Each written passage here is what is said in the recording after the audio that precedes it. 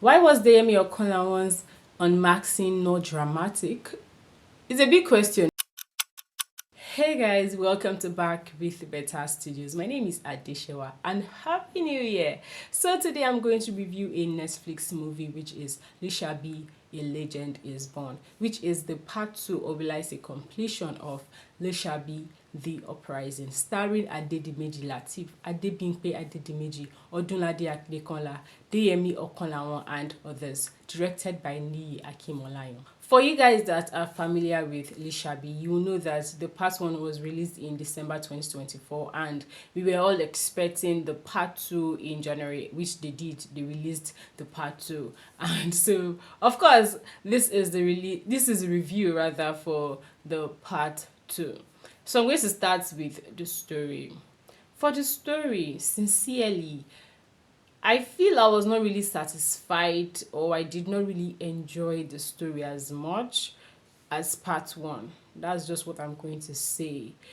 It was like they were taking us through a journey, a trip, and we are just going, and they were like, okay, this is the end, and they just like wrapped up the end for us. Yeah, I know that this movie, the story as a whole, is based on a true life event, but at the same time, I just felt that this part 2, the story was not just really exciting for me as part 1.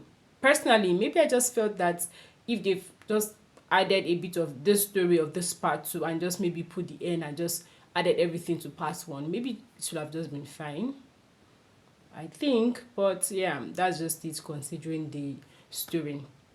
To the actors' performance, the actors actually did well. They did amazing. Abdulateef, everybody did a good job with their performances. But for the fact that I was not really enjoying the story, I did not really enjoy their performances also, sincerely. That's just it, in my opinion. For me, the story and the performance has to, to an extent, almost align for you to have a full experience. So yeah, they did a good job, but did I really enjoy, was I really into their performances? No, because the story was not just really it for me. So yeah, that's just for the actors' performances. So moving on to the other things about the Shabby A Legend is Born. The costume, the set design, the location, the cinematography, the picture quality, everything was good, was on an A-level plus level. The fighting scenes, the special effects, the VFX were not bad, but they could have been better. So that's just what I'm going to say about that. So yeah, for me, I think the story was just one major thing I was not really satisfied with. Just the story, and yeah, considering the fact that this is a story based on true life events, but it is what it is at the end of the day. So I'm going to talk about the best thing for me in this movie, which is the one and only scene Bimbo Akintola was. That woman, she gave us a legendary performance.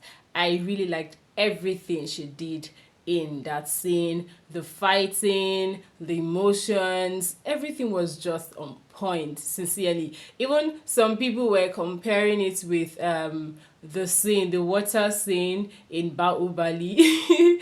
But seriously, she did a very, very good job with her performance in that scene. To the parts that made me raise an eyebrow in this movie, the first is a question. Why was the Yemi Okonlawan's unmaxing not dramatic? It's a big question because I'm like, this is someone that has been behind a max we've been seeing for some scenes, and it was time for him to remove that max for us to see who is behind the max, and it was just like that.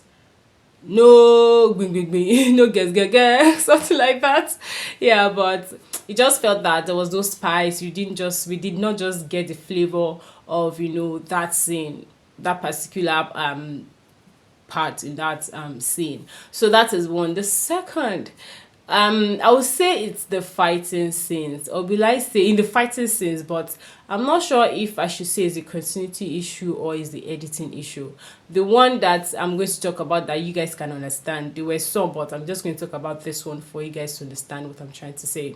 Others, if I even talk about that, you guys might not really understand it till maybe you watch it. So as I was saying, this one was the scene Olarotimi Fakunle was, where he was hitting someone with a club. The club is just thick stick that are very like shaped like this. I don't know how to describe it, but yeah.